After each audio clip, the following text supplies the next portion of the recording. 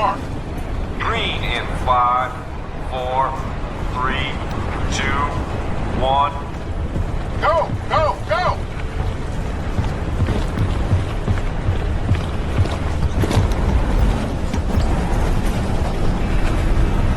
Crysis, the game that wasn't just played, it was measured, a name that became a question, a meme, and a legend. Can it run Crysis? If you were a PC gamer in the late 2000s, these words meant something. They meant that you were about to see what your computer really made of. Released in November 2007 by Crytek, a German studio founded by three brothers, Sevat, Avni, and Faruk Yerli. Crysis was a Crytek attempt to show that world of PC gaming wasn't dead, and that it could still push technology further than any console on the planet. Crytek had already turned heads with their 2004 hit Far Cry, which blew minds with its open tropical levels and gorgeous lighting. But when they partnered with Electronic Arts for Crysis, they didn't want to make just another game. They wanted to build the most advanced graphic engine ever made, the CryEngine 2, and then they just wrapped a shooter around it. And that's exactly what they did. The CryEngine 2 wasn't just impressive, it was revolutionary. It was one of the first engines to feature real-time global illumination, dynamic soft shadows, volumetric lighting, realistic water physics, and fully destructible environment.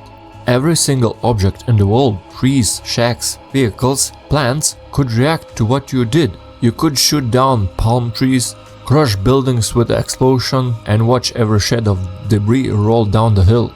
At the time, there were no similar games that would have similar type of simulation in the game. For 2007, this level of environment interaction was completely insane. Most games at the time used static pre-rendered backdrops or simple breakable boxes. But Crytek Island was alive. The wind moved leaves, sunlight glowed through trees, and every bullet caused ripples in water and dust in the air. The game was set on the fictional Lingshan Island, somewhere off the coast of Philippines. You play as Nomad, a US Special Force soldier equipped with a cutting-edge nanosuit, a piece of experimental tech that basically made you perfect super soldier. And the suit is what made Crysis more than just a pretty tech demo. At any time you could switch between different power modes, strength, speed, armor or cloak. Each mode completely changed how you approach combat. Need to sneak past patrol? Cloak and vanished. Need to punch through a wall? Strength mode. Need to tank a missile in the face? Armor up. Need to run across the battlefield like Flash? Speed mode. This gave players the freedom to approach every encounter in their own way. You could play Crysis like a stealth game or a sandbox experiment or straight up as an action movie. And it worked. The AI, though a bit goofy at times, was programmed to react those powers. Soldiers call for backup, toss grenades, flank you, and even commented when you turned invisible. This made every battle feel like a little physics experiment. But under all that tech, Crytek also had something to say. The early part of the game are grounded, you fighting North Korean soldiers in lush jungle. But halfway though, the tone shifts completely. You discover that they are alien buried inside the mountain, and suddenly the tropical island becomes an ice wasteland. Gravity goes weird. You're floating in 0G, fighting jellyfish like aliens, and then blasting your way through the frozen landscape. Some loved the shift, it turned into a sci-fi spectacle. Others missed the sandbox freedom of the jungle and felt the linear alien section was a step down. Crytek later admitted that they ran out of time. The alien section were meant to be more complex, but sheer technical challenge of making the engine run was already consuming their resources. And oh boy did it run, or try to. Even at launch, Crysis was notorious for its performance. The thing is, it wasn't actually badly optimized, as people often say. Crytek designed it to scale into the future. The game was built to take advantage of hardware that didn't even exist yet. Multi-core CPUs, powerful GPUs and large memory bandwidths was not common back then. It was meant to show what PCs could be, not just what they were. So when you set everything to very high, you weren't meant to hit 60 FPS. In a way, Crytek intentionally created a benchmark, something that would make your expensive PC sweat. And that's exactly why the phrase "can it run Crysis" was born. Even 10 years later, new graphics cards were still being tested against it, although more as a joke.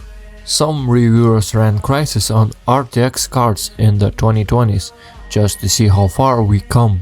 That's how powerful its legacy was. Playing it was like stepping into another world. You could blow up a tank and see a piece scatter in slow motion. You could drive into an ocean and see the coral reefs and fish swimming by. It was like the Matrix of PC gaming. And yet, for all its technology, Crysis was weirdly simple at heart. It wasn't trying to reinvent storytelling or deep RPG mechanics. It was just a first-person shooter with toys. Toys that looked and behaved like nothing else at a time. Now here's where it gets interesting. Crytek's obsession with realism didn't just push hardware, it pushed game engines as a business. Before Crysis, the big name in the game engine was Unreal Engine 2, used by studios everywhere. But after CryEngine 2 came out, the entire industry realized just how far rendering could go. Crytek later started licensing their technology, and the CryEngine became one of the most advanced tools for developers, influencing how we got things like Frostbite, used by DICE and Battlefield, and even the foundation of Unreal Engine 3 visual pipeline. Crysis didn't just raise the bar, it moved the bar into the orbit. It also changed how we talk about games. It made graphics matter again. Suddenly everywhere new releases was comparing to Crysis. Even gaming forums had people posting benchmark screenshots, comparing frame rates and bragging about how high they could crank their settings. It became the standard by which all the visuals were judged. Now, as amazing as all that was, not everything aged perfectly. The dialogue is straight from the action movie DVD bargain bin. There's a lot of "we got hostiles incoming" and "Nomad, get out of the extraction point" kind of stuff. The characters Prophet, Psycho, Jester sounds cool, but they don't get much development. They just dare to yell mission updates and look serious. And the aliens? Well, let's just say fighting flying ice squids isn't as fun as punching soldiers into trees. The physics freedom from the first half kind of vanishes, and the game goes from open world experiment to tunnel shooter. Crytek knew this, which is why they follow up with Crysis Warhead in 2008, focusing on refining the sandbox gameplay with a new protagonist and tighter design. But even with its flaws, Crysis remains a landmark. Because here's the thing, almost 20 years later, it still looks good. Boot up the original version today and it still has this natural photorealism look that most modern games don't. It's somehow timeless. In 2020, Crytek released Crysis Remastered, promising better performance and 4K textures. And while the remaster looks cleaner, it also reminded people of something funny. Crysis didn't need a remaster, the original was already gorgeous. And now, with today's hardware, you can finally play it the way it was meant to be played. Max settings, full physics, silky frame rate. The dream of 2007 is finally real. The things that stand out when revisiting isn't just the graphics though, it's the design philosophy. Crytek wanted players to experiment, to think creatively, to use the nanosuit as a toolbox rather than a gimmick. You weren't just told how to play, you were given the options. That's something we don't see enough in modern shooters, which is tend to be more scripted and cinematic. Crysis gave you jungle, some enemies and said, "Go nuts." And that's what makes it special even now.